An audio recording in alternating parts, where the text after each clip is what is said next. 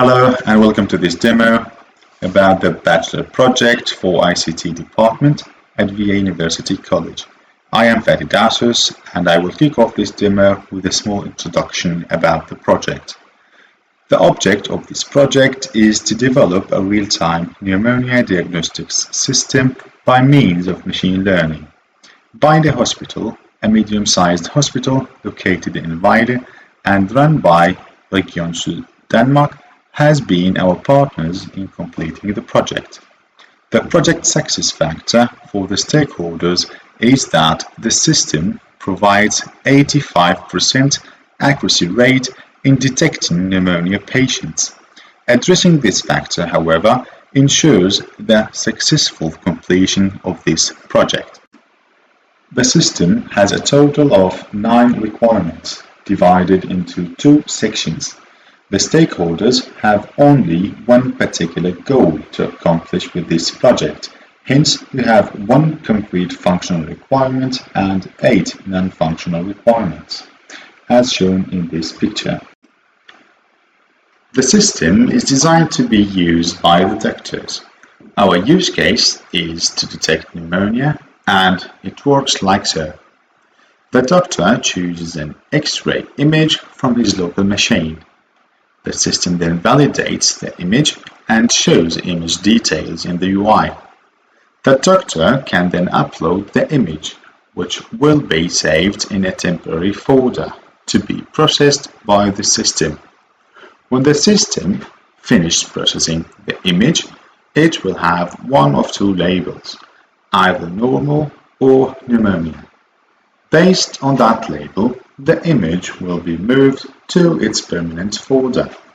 The label is also sent back to the doctor, which indicates the completion of this use case.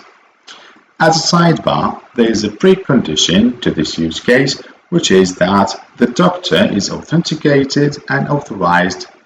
More about that later on. The system consists of 5 microservices that communicate both synchronously through HTTP and asynchronously through a message queuing service. The flow starts from the web application, which communicates with other microservices through an API gateway. The web application gets an access token from the authentication server and sends the request to the gateway. The gateway in turn validates the request and the token included in the request and then distributes them to the image service and to the upload service. The upload service main responsibility is to upload the image to the temporary folder. The image service, on the other hand, is the heart of the system, since it is responsible for saving the path for the image into the database, and then send a message to the detection service, which processes the image and send a detection result back. The image service then sends the result to the web application. That happens through the user queue. In this architecture, it is assumed that the microservices run on a secure network. Thus, the authentication process is managed by the gateway. This happens through the third-party authentication server, namely Auth0. The image service and the upload file service share the same layered architecture. We will talk about the image service in this demo, but the upload image is also developed with the same principles in mind. The image service has a low coupling between the different layers and gets its dependency injected from the Spring Dependency Management container. The code in both services written with respect to clean code principles, so let's have a look. The flow in the image service starts from the controller, which exposes endpoints through HTTP. The controller has 3 dependencies which are injected by the Spring container. The first dependency is the image service interface, which is responsible for the business logic in this application. The second dependency is the GMS service, interface, which is responsible for communicating with the message queue and make all the configuration needed for that purpose. And finally, the response builder utility, which is responsible for building the response from the controller. The image service communicates with the database layer, which is the data access object layer, and with the file manipulation interface. The file manipulation interface is, as the name suggests, responsible for moving the files, in our case the image, to the appropriate folder when the classification process is done by the prediction service. This is the Swagger API implemented for the image service. It provides like an overview of the methods used in the service as well as an example of how to call it, and also the potential response that we can get back if we call the service. It is also applied for all other endpoints in the service. For continuous integration, we use Jenkins. We have 3 pipelines, one for the upload image service, one for the image service, and one for the front end. The pipeline for the image service consists of 3 stages. One to check out the Git repository each time we make a push to it, and then we run 2 maven commands to run tests and clear old snapshots and create news, among other things. We can also trace the history on GitHub, and each time we get a new push, we trigger a new build. Finally, it is time to demonstrate the application from the user point of view.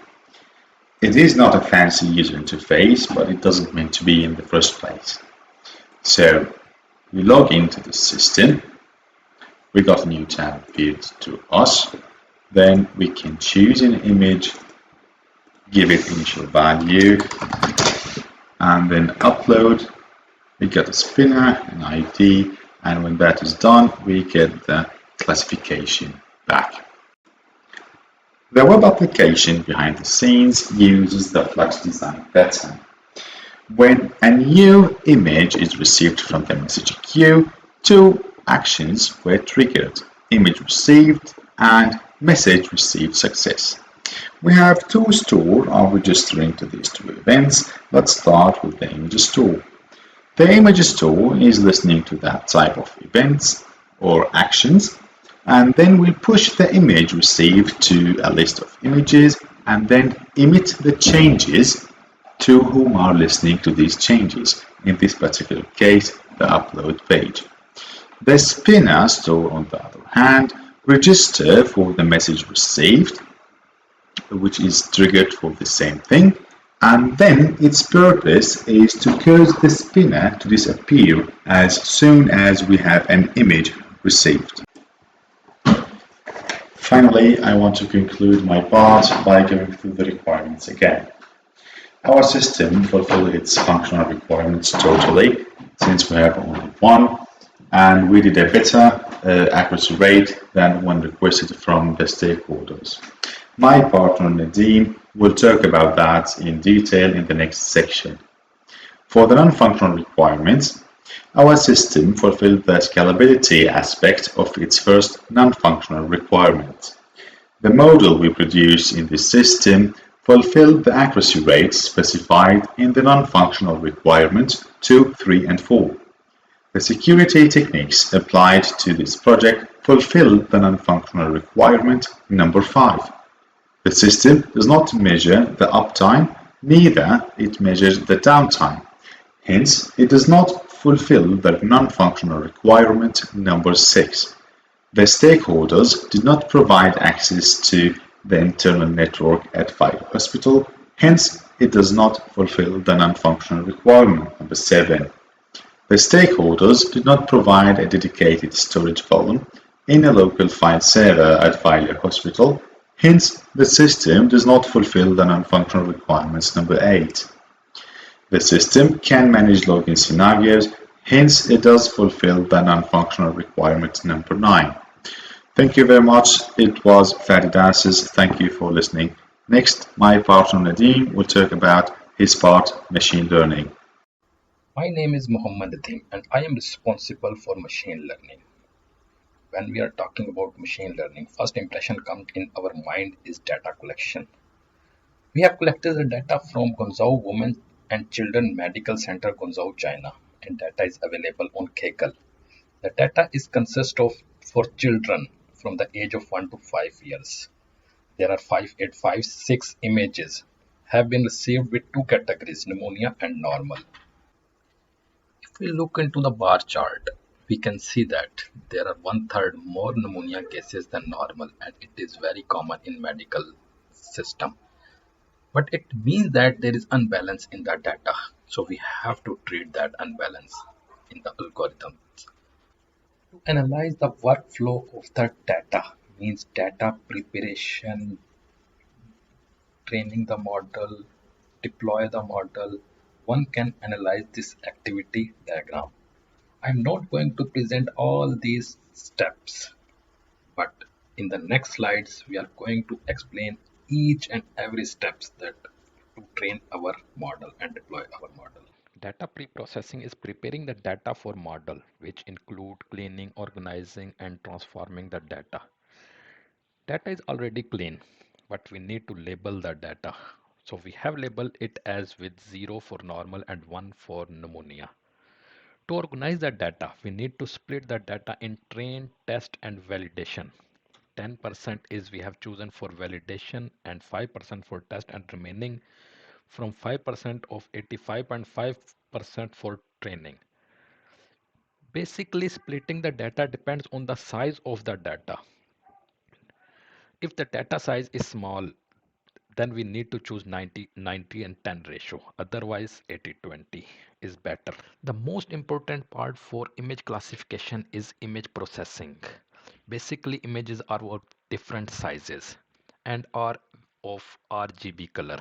We need to convert it to the same sizes for each image, and color should be grayscale because we don't need that for X-rays RGB.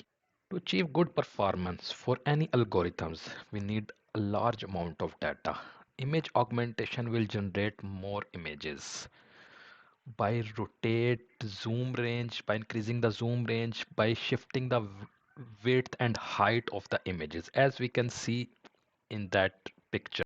As pneumonia detection is the image classification problem, and we have the dependent and independent variables, so it is the supervised learning. And in supervised learning we have many algorithms, but we have chosen three.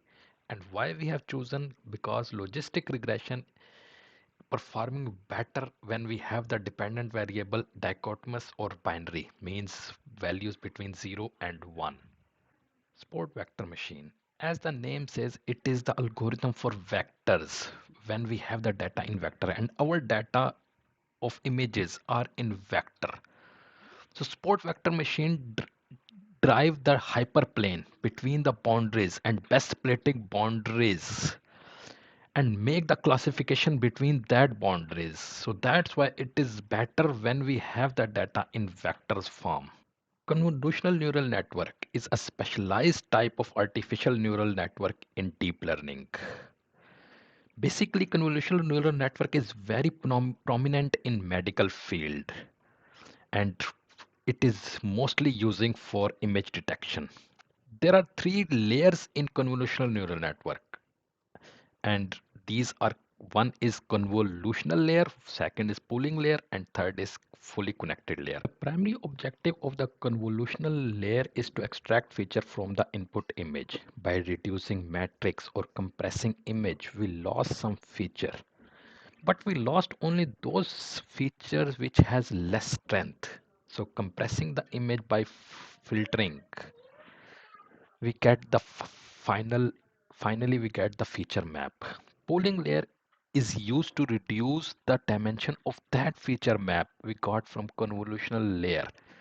Max pooling select the maximum elements from the feature map and do the flattening.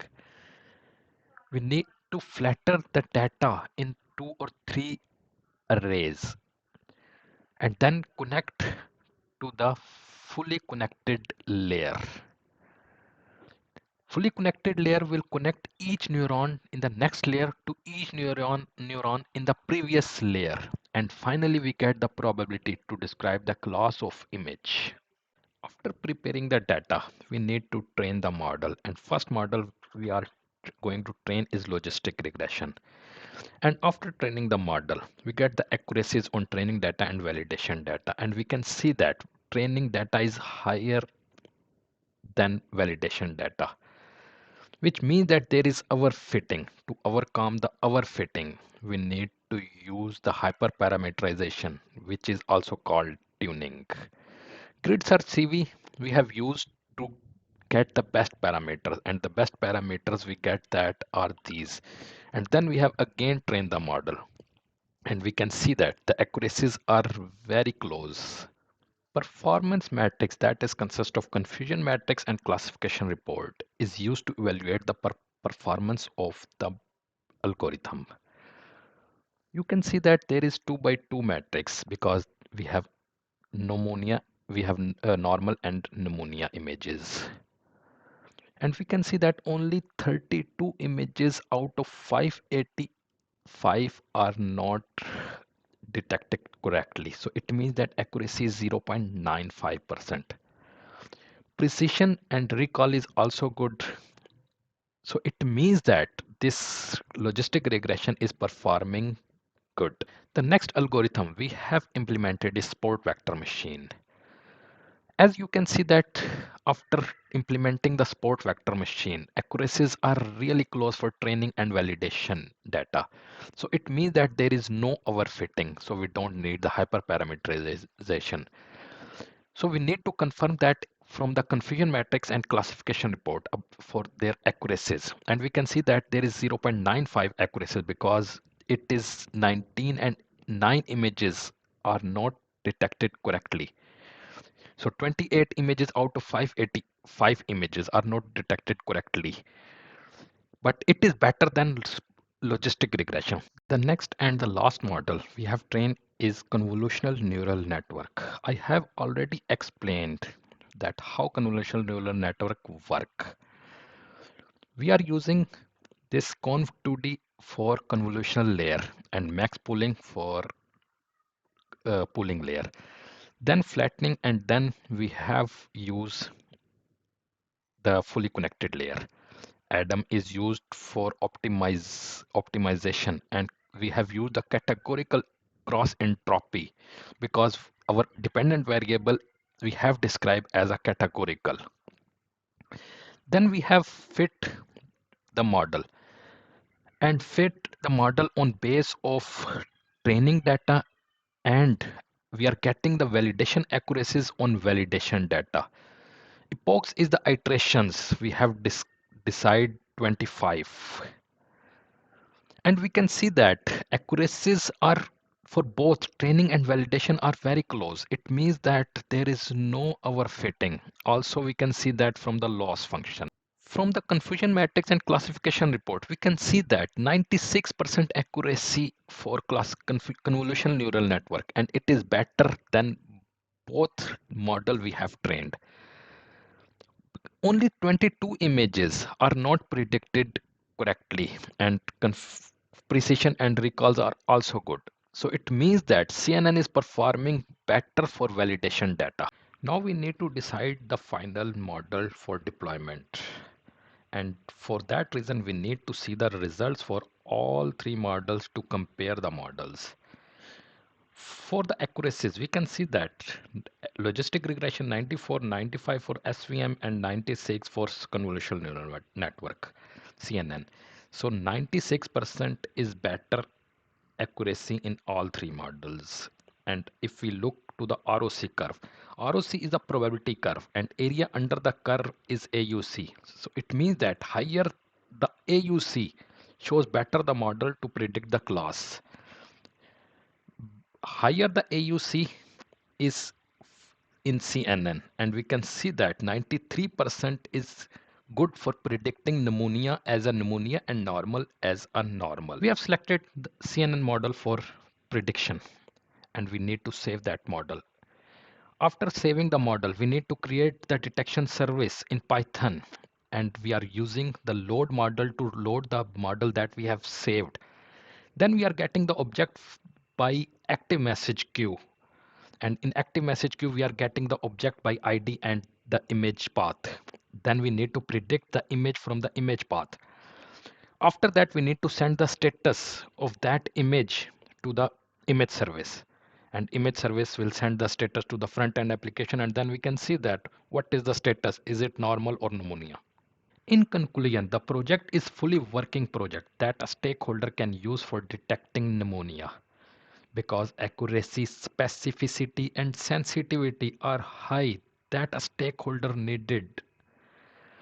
There is a vast future in healthcare sector. Hospitals need the system to detect diseases at early stages. That was the reason to choose that project and will work in future to detect more diseases.